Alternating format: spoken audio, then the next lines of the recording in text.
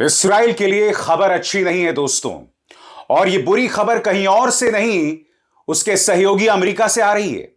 खबर यह है दोस्तों कि अमेरिका इसराइल को हथियार देना बंद कर सकता है। बाइडेन प्रशासन यह सख्त कदम क्यों उठा रहा है दोस्तों, इस पर गौर कीजिएगा। अमेरिका ने इसराइल को एक 30 दिन का 30 डेज अल्टीमेटम दिया हुआ था कि आप गजा और लेबनान में राहत सामान पहुंचने दीजिए, मदद पहुंचने दीजिए। मगर हो क्या रहा है, इसराइल ऐसा करने से मना कर रहा है। यही नहीं, इसराइल ने कई हथियारबंद फलस्तीनियों को यह छूट दे रखी है कि जो राहत सामान गजा में पहुंच रहा है वहां पर खुली लूट की जाए। जी हां, हथियारबंद फलस्तीनी जो राहत सामान पहुंच भी रहा है गजा में, फलस्तीन में, उसमें खुलेआम लूट मचाई जा रही है और इस्राएली सेना इसकी इजाजत दे रही है।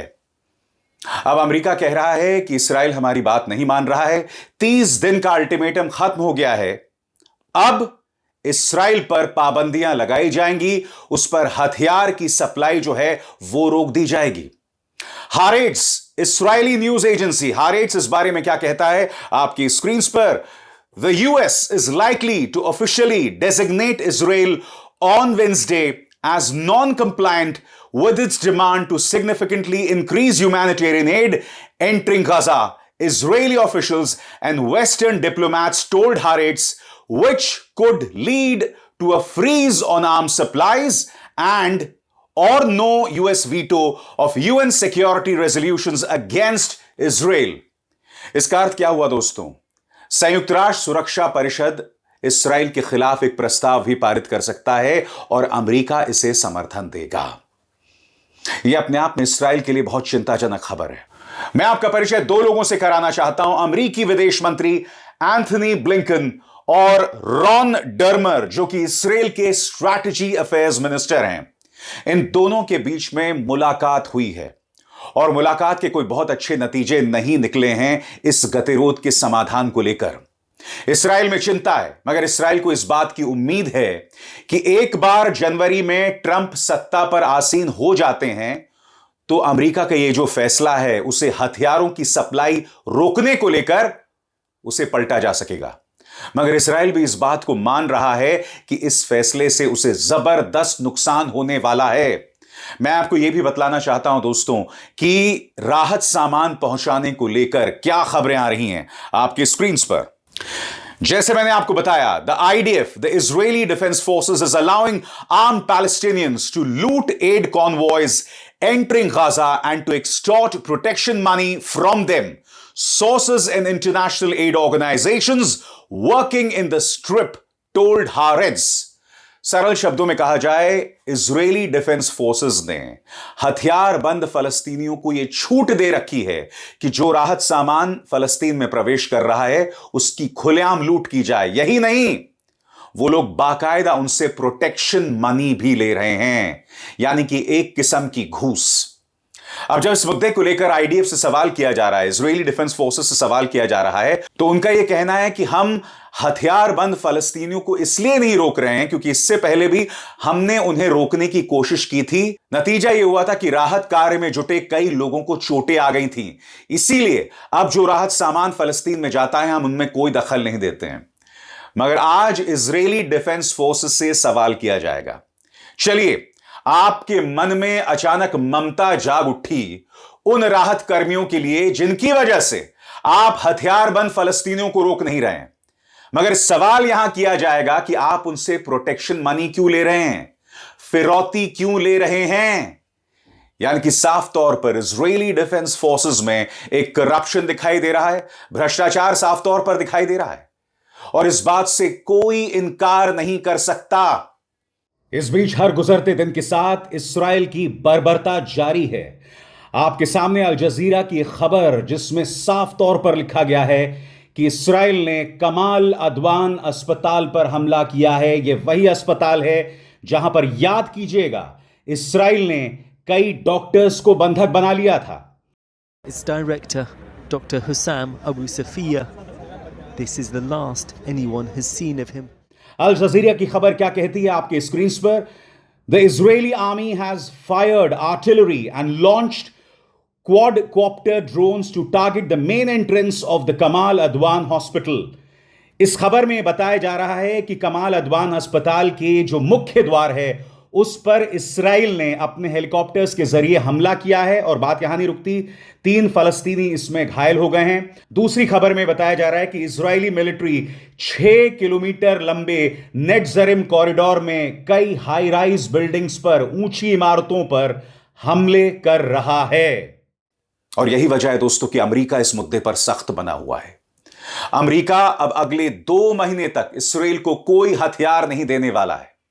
अब इस्राएल को इंतजार है कि ट्रंप कब राष्ट्रपति बनेंगे और कब ट्रंप इस फैसले को पलटेंगे, क्योंकि इस्राएल को यह उम्मीद है कि जिस तरह से 2015 का जो न्यूक्लियर डील था अमेरिका और ईरान के बीच, इस्राएल के कहने पर जब ट्रंप राष्ट्रपति बने थे 2016 में, तो उन्होंने उस न्यूक्लियर डील को खत्म कर दिया था।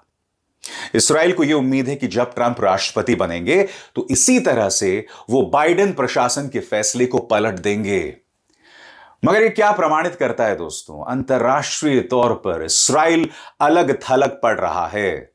उसके सहयोगी भी उससे कन्नी काट रहे हैं। और यह मत भूलिए दोस्तों, ट्रंप बेशक राष्ट्रपति बन जाएं, मगर इस्राएल की हर हरकत को डिफेंड करना, उसे जायज ठहराना उसके लिए मुश्किल होने वाला है।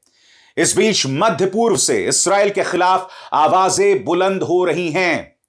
सऊदी प्रिंस मोहम्मद बिन सलमान का बयान सामने उभर कर आया है।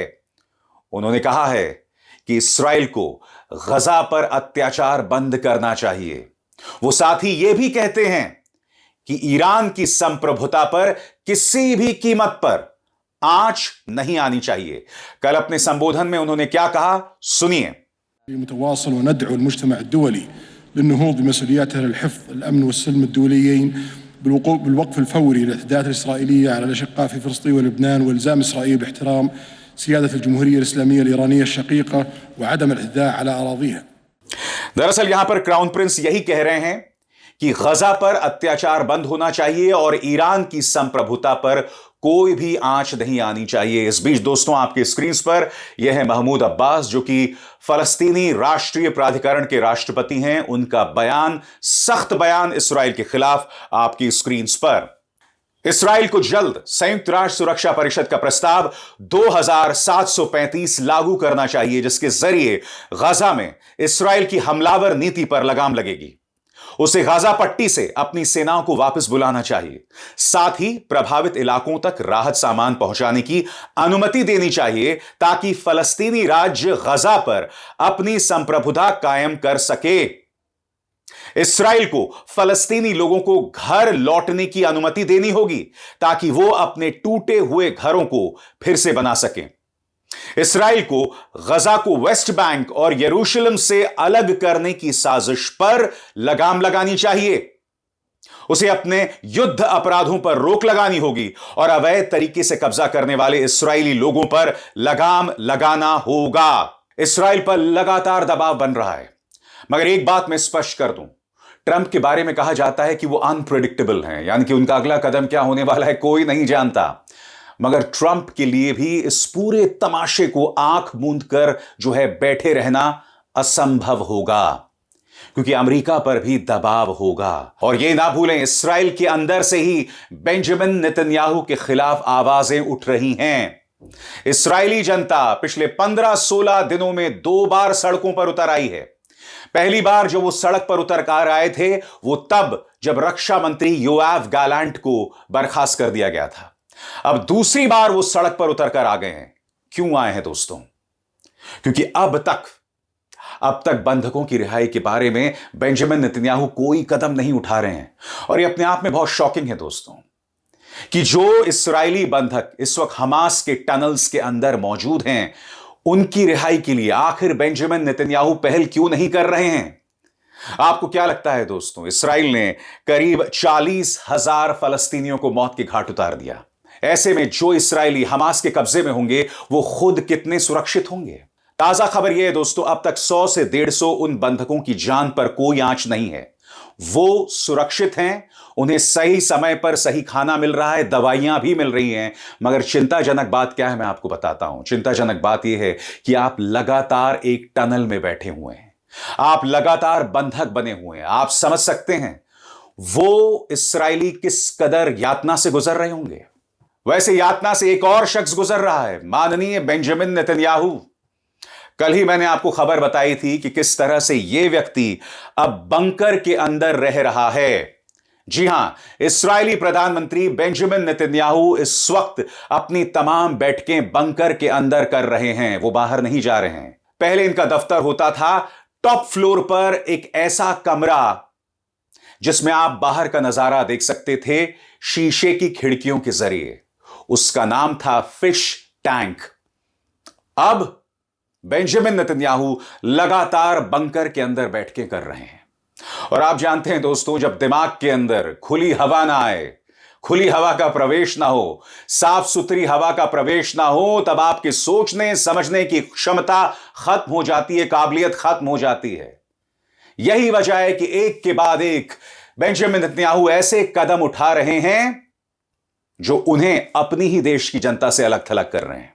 और अगर इसी तरह से इस्राएली जनता बगावत करती रहेगी तो डोनाल्ड ट्रंप के लिए भी बहुत मुश्किल हो जाएगा बेंजामिन नेतन्याहू को खुला समर्थन देने से। इस बीच जैसे मैंने बताया, बड़ी खबर यह है दोस्तों, अमेरिका नाराज है कि राहत सामान पहुंचने नहीं दिया जा रहा।